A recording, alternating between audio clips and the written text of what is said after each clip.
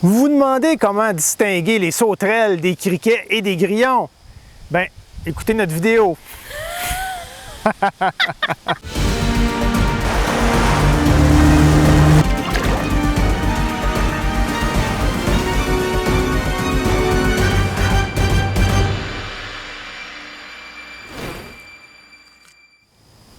Les sauterelles, les criquets et les grillons font partie de l'ordre des orthoptères.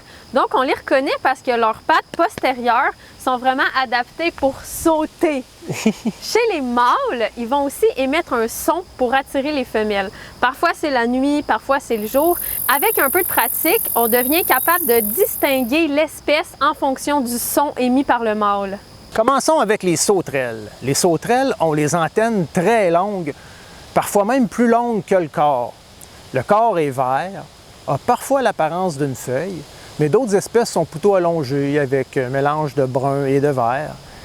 Il y a des espèces de sauterelles qui vivent dans les arbres, d'autres dans les herbes. En fait, elles aiment beaucoup grimper.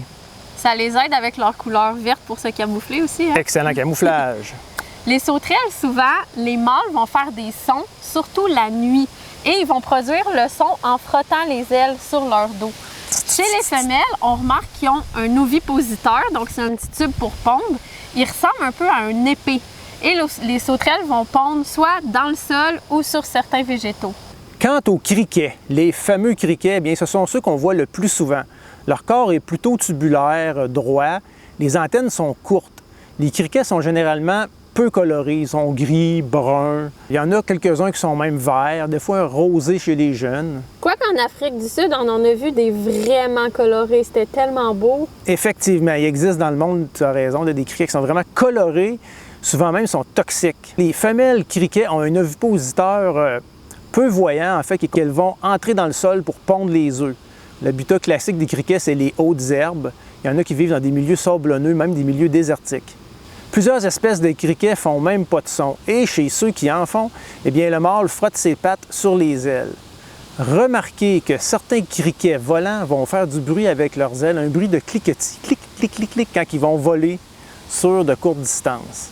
Finalement, il y a les grillons. Pas mal tout le monde a déjà entendu un grillon dans sa vie. Ici au Québec, là, c'est le petit tri-tri, tri-tri, tri-tri.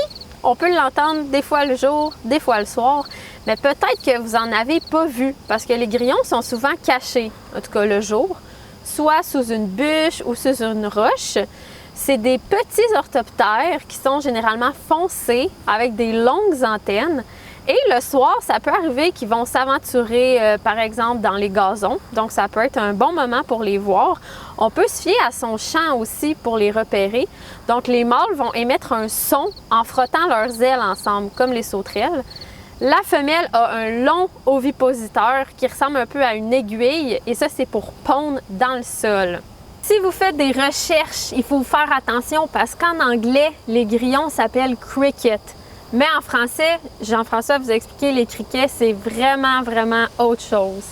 Les orthoptères dont on vient de parler ont un cycle de vie qui est semblable. Des œufs sortent des jeunes qui sont semblables aux adultes, mais habituellement sans ailes. Les ailes vont pousser progressivement à chaque mue. Donc les sauterelles, grillons, criquets, orthoptères en général sont soit végétariens, soit omnivores, selon les espèces, parfois même prédatrices. Ça peut arriver, des sauterelles. On en a vu en Afrique, ça fait peur quand même. Ça mord. Des sauterelles prédatrices, c'est quand même impressionnant. Nous, on est plutôt des prédateurs de café, des amateurs de café. Donc, si ça vous dit de nous encourager, on a une plateforme qui s'appelle Buy Me a Coffee. On s'est créé une page et vous pouvez faire un don. C'est symbolique, là, c'est comme un don sous format de 1 café, 2 cafés, 3 cafés. Mais en fait, tous les fonds sont utilisés pour nous aider dans la confection de nos vidéos. Si les orthoptères vous intéressent, eh bien, il existe d'autres orthoptères que ceux qu'on vous a présentés, mais ils font l'objet d'autres vidéos.